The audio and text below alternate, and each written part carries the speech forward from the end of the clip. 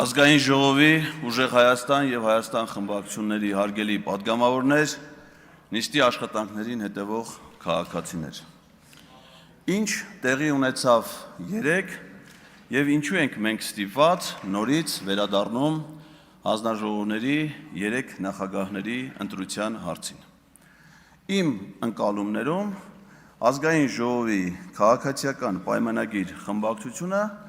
պարզապես քաղաքական սաբոտաժի միջոցով փորձում է տապալել ազգային ժողովի աշխատանքները եւ ազգային ժողովի բնականոն գործունեությունը։ Այն, որ ուժեղ Հայաստան խմբակցությունը առաջադրել էր հանձնաժողովի նախագահի թեկնածուներ, դա ընդամենը կանոնակարգ օրենքի պահանջի կատարում էր, նաեւ սահմանադրական դատարանի որոշման մեկնաբանություններով տրված պահանջ եւ ըստ որում ուժեղ Հայաստան խմբակցությունը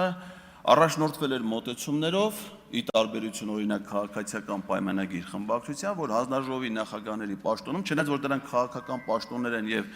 մասնագիտական պահանջներ չեն ներկայացում այդ պաշտոններին, այնուամենայնիվ ոլորտային ուղղվածությունը նկատի ունենալով առաջադրվել էին ըստ էության լավագույն տեխնացուներ տվյալ պաշտոններին համապատասխանող բոլոր 3 պոզիցիաներում։ Բայց քաղաքացիական պայմանագիր կուսակցությունը որոշեց, որ դեմ քվեարկել բոլոր 3 տեխնացուներին եւ ստիպեց մեզ նորից վերադառնալ այս հարցի քննարկմանը։ Օգոստոսի 2-ից մենք աշխատում ենք, արդեն 16-րդ նիստն է։ Եվ մենք հələ չենք անցել մեր երկրի համար կարևորագույն նշանակություն ունեցող քաղաքական հարցերի քննարկմանը։ Ազգային ժողովի ղեկավար մարմինների ընտրությունը նախագահ, տեղակալներ, հանձնաժողովի նախագահներ միտված է ընդամենը ազգային ժողովի հետագա 5 տարիների աշխատանքների կազմակերպման, այսինքն դա կազմակերպական հարց է, ոչ մի ֆունկցիոնալ, բովանդակային նշանակություն չունի։ Հիմա Ֆարմանյանը կլինի հանձնաժողովի նախագահ, թե Մանուկյանը, թե մեկ ուրիշը, դրանից ազգային ժողովի կյանքում, այդ մարդկանց կյանքում ոչ մի էական բան չի փոխվում։ Ընդամենը պետք էր ապահովել ֆունկցիոնալ ընթացքը։ Մի ուրիշ բան հիշեցնեմ ձեզ, երբ որ հանձնաժողովների թվաքանակի հարց էր քննարկվում, ես առաջարկեցի ստեղծել ոչ թե առավելագույն թվով 12, ոնց որ առաջարկում էր, այլ 6 հանձնաժողով։ Դե մարդիկ չեն ուզում լսեն։ Ես որում ինչն էի հաշվի առել, եւ հանձնաժողովն եւ ֆինանսական բաղադրիչ, ինչքան փող կտնտեսի մեր պետությունը, եւ հանձնաժողովների նախորդ գումարման ազգային ժողով ունեցած ծանրաբեռվածությունը, հանձնաժողովների միջև աշխատանքի հնարավոր ռացիոնալ հավասարաչափ բաշխումը, ինչպես նաեւ ժամանակի տնտեսումը։ Ասենք պատկերացրեք, եթե ընդունված լիներ այդ առաջարկը, մենք վաղուց էինք հիմա ավարտել հանձնաժողովների ձևավորումը եւ անցել էինք ոչ միայն իրավունքի ուժով սահմանված օրակարգի, այլ նաեւ օրակարգային այլ հարցերի առաջ։ Եվ ես չեմ կարողանում հասկանալ, ասենք, այս ամեն ինչը, այս ձևի ձգձգելու է սաբոտաժի իմաստը ո՞րն է։ Ընդ որում ես սա կարծում եմ, որ սաբոտաժը ոչ միայն ազգային ժողովի բնականոն գործունեությանը, այլ նաև կառավարության գործունեությանը։ Որովհետև այն պահին, երբ որ դուք կայացրեցիք այն որոշումը, որ մենք պիտի վերադառնանք նորից այս հարցին, նույն օրը կառավարությունը հավանություն է տվել կառավարության գործունեության ծրագրին, որը հիմա արդեն ամենայն հավանականությամբ ուղարկվել է ազգային ժողով։ Դրանից առաջ ազգային ժողովը ուղարկվել կառավարության կառուցվածքի մասին օրենքում փոփոխության նախագիծը, որը մենք նույնպես պետք է քննարկենք մինչև կառավարության ծրագիրը, որովհետև հերթականությունը հարցերի քննարկման կանոնակարգը սահմանում է։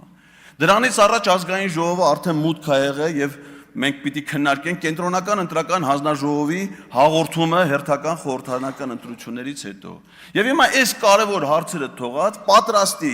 տեխնացուներին առաջադրած մարդիկ ընդամենը առանց քաղաքական որևէ բացատրություն, հիմնավորում տալու չեն ընտրում, ասում է չէ, չենք ուզում Նիկոլ Փաշինյանը գա ազգային ժողով։ Բերեք այնքան այս հարցերը քննարկենք, չենք ուզում իրան այստեղ տեսնենք, տենց է ստացվում։ Օրինակ ես անհամբեր եմ իր հետ իմ հանդիպմանը։ Թե դուք ինչի չեք ուզում այդ մարդը գասի, ես չեմ հասկանում։ Իր հեղինակությամբ, իր գործնեությամբ դուք եկեք նստել, եք, թե չեք ուզում ինքը գասնի։ Բա կառավարությունը պիտի գա որ մենք աշխատենք, բա մենք այդ կառավարությանը պիտի վերահսկենք։ 16 նիստան իրանք ստեղ չեն եկել։ Իհարկե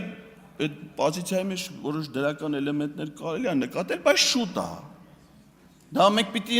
ի վերջո այնպես անենք, որ Նիկոլ Փաշինյանի փոխարեն այստեղ գա Սամվել Կարապետյանը։ Բայց առայժմ շուտ է, գոնե մի անգամ ծրագիր ներկայացնելու հնարավորություն պետք է ստեղծել, նոր հեռացնել։ Դուք մի քիչ առաջ եք ընկել իրադարձություններից, խափանում եք նույնիսկ դրա մուտքը ազգային ժողով, բայց մենք ճիշտ ասած տես չենք նախատեսել։ Եվ ես կարծում եմ, որ այս մոտեցումը ազգային ժողովի աշխատանքների կազմակերպման խիստ անընդունելի է։ Տեսեք ինչ էր քննարկում, հարցնում էին ո՞նց է առաջադրվել, ենթադրենք Հայկ Ֆարմանյանի տեխնացությունը կամ մյուս տեխնացությունները։ Շատ պարզ, ո՞նց է առաջադրվել։ Եղել է խմբակցության նիստ, եղել են առաջարկներ, տեխնացություններ, քննարկել են, կայացել են որոշում։ Դուք ձեր առաջադրման օրինականությունից խոսեք։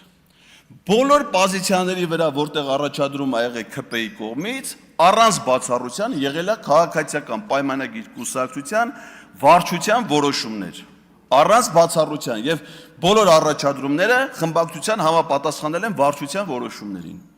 Բացում ենք կուսակցությունների մասին սահմանադրական օրենք։ Ինչ առաջադրումներ կարող է անել քաղաքական կուսակցությունը։ Հստակ գրած է ազգային ժողովի համապետական ընտրությունների ցուցակի հաստատում, Երևանի, Գյումրի, Վանաձոր համայնքի ավականների ցուցակի հաստատում։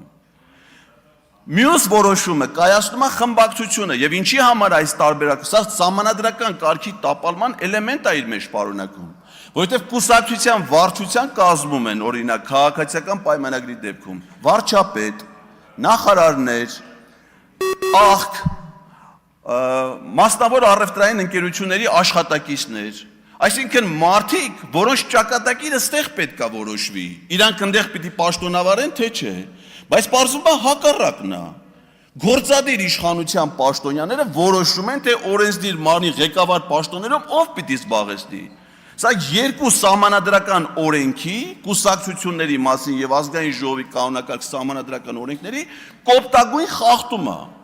Եվ այդ ապօրինության հեղինակները մեզ հարցնում են, ասում են, իսկ դուք ինչի եք ինչ-որ օրինական որոշումներ կայացնում, որոշված է, որ խմբակցությունը պիտի կայացնի, խմբակցությունն է կայացնում, կայացնում է այն ժամանակ, երբ որ այդ որոշումը պիտի կայացնի։ Սա շատ պարզ մոտեցում է։ Գալով մեր կողմից առաջադրված տեխնացուներին, ես շատ եմ ափսոսում, որ այդ սաբոտաժի մեթոդը կիրառվեց նաև տեխնացուների հանդեպ։ Օրինակ, ֆինանսավարկային բյուջետային հարցերի հանձնաժողովի պարագայում, իհարկե դուք այդ ձևով մեզ ոչ մի պարագայում ուժեղ Հայաստանին չեք կարող ծանր իրավիճակի մեջ դնել։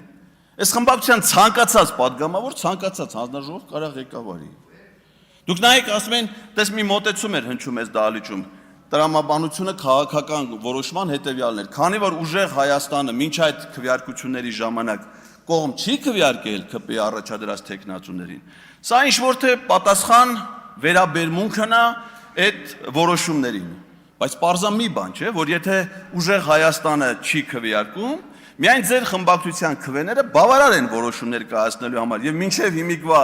ձեր ընտրության արդյունքում միայն ձեր խմբակցության падգամավորներով ի վերջո որոշումը կայացվել է, մենք անցել ենք հաջորդ հարցին։ Բայց դուք քաջատեղյակ եք, որ երբ որ դուք կողմ չեք քվեարկում առաջադրված մյուս տեխնացուներին, այդ տեխնացուները չեն ընտրվում։ Այսինքն դրանով տապալվում է ազգային ժողովի բնականon գործունեությունը։ Իսկ մենք ինչի չենք օրինակ քվեարկել։ Ինձ համար անկեղծ ասած շատ դժվար էր կողմ քվեարկել ազգային ժողովի նախագահի կամ տեղակալների պաշտոնում այն տեխնացությունների օգտին, որոնք իրենց կյանքում առաջին պետական պաշտոնը զբաղեցրել են 18 թվականի ողբերգությունից հետո։ Իսկ մենք ինչ տեխնացու էինք առաջադրել ազգային ժողովի փոխնախագահի պաշտոնում։ Մի մարդու, ով որ եւ օրենսդիր, եւ գործադիր, եւ դատական իշխանության մարմիններում ամենաբարձր պաշտոններն էր զբաղեցրել, մասնավոր առևտրային ընկերությունում ամենամեծ հեղինակավոր ընկերություններում ամենապատասխանատու գործողություններն, առաքելություններ իրականացրել։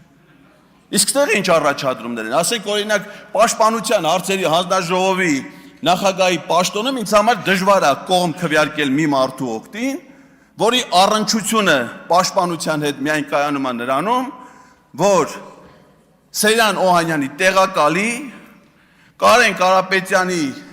արտակարգ իրավիճակների նախարարի պատերազմը տանուլ տված նախարարի հիմա հրթիռների գործով մեղադրվողի ընկերն է։